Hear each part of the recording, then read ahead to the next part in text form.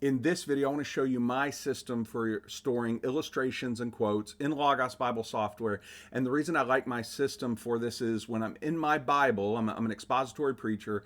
I don't preach every week. I don't teach every week, but when I have the opportunity and I've got an illustration or quote that has been connected to a series of verses, it automatically shows up in my Bible so that later on I'm able to say, oh, I've got a story here or a quote here. And so let me show you how it's put into practice before I show you how I set it up. So right here, John 5, 1 through 17, I've got a note. And as you can see up at the top right there, I use several different colors. My color coding system is pretty simple. But if I've got a speech bubble like this in purple, and I'll show you where I get that at, as a visual filter, then I know this is either an illustration or a quote connected to this text. And when I hover it over, I'm able to get that whatever that story is. So later on down the road, if I come to this passage again, I've used this illustration in a sermon.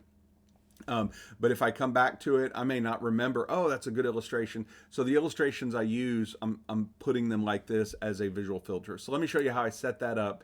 And not only do I set it up by anchoring it to a text like that so I can see it in my Bible, but I also have a tag or a keyword connected with that theme, that illustration or quote. What is the theme of the illustration or quote? So then I can search for it later on, because I have some illustrations that I've not used yet, but they're really good, and then I want to be able to search those for the future. Much like preachers used to, and some of you might have this. I did when I first started in ministry. I had a file folder that I would keep all my my notes in. All right, so I'm going to open up the notes tool. And the first thing I want to point out is that I've got a notebook for illustration and quotes. So if you're not familiar with the note tool, I encourage you to watch another video on the channel about notes, or you can just do a YouTube search for Logos Bible Software Notes, and someone will have a video, I'm sure, that is helpful, or go to the Logos help file, the Logos website, and find out information about how to use the notes tool. But I've got a notebook just for illustration and quotes, and you can see all of these have that same speech bubble with in the purple color. It's kind of arbitrary, but I don't use that color or that icon for anything else other than illustrations and notes. So let's open one up. We're going to open up, we'll open up this one. So here is an illustration based on John 4:30 that I've used in John 4:43 through 54. So if I open that up in the Bible, you're going to see I've got a couple illustrations for that text. So that's the first thing, is I anchor, usually, not always, but I mostly anchor my illustrations or quotes to a text, so that when I'm in my Bible, I'm able to see what illustrations and quotes I've got connected that I've used in the past.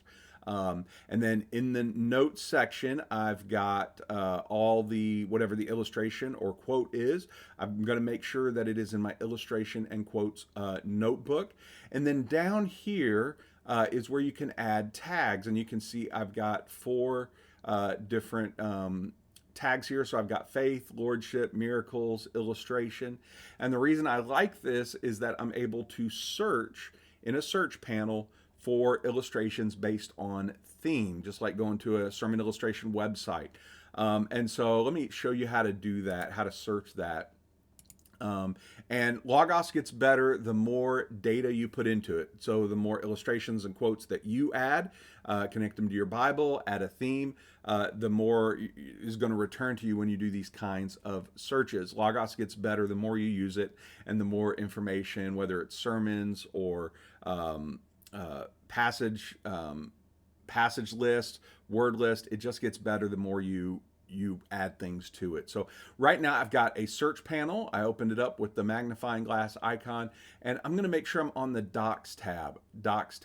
So those themes, those keywords, those tags are going to show up by a search query. I'm going to type in my tag, just like that, colon, and I'm going to add a parentheses, and let's say I want to find illustration and love. So this means I have tagged a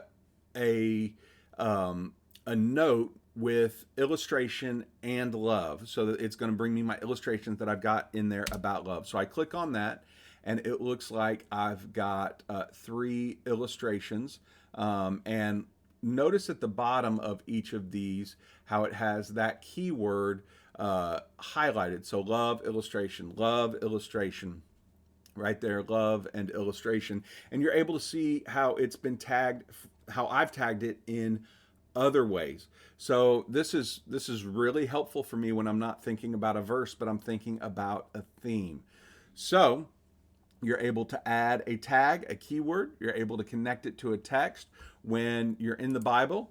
As long as you have that visual filter on, you're going to be able to see those illustrations and quotes when you're working in the text. So when you come back to the text later on, if you're like me, you always start with the text and you're preaching, you're going to be able to see what you have. So this is my system. It's pretty simple, but if I can anchor it and tag that note, it's going to show up in one of these searches, and then I'm going to be use it at the ready the next time I need it. I'm going to put some links in the description for resources, sermon illustration resources that you might want to check out. And so, yeah, so hopefully this video has helped. Again, if you have a different way of doing it, I would love to hear how you do it. Just put a comment on this video or send me a note at preacherprep.com. Until next time.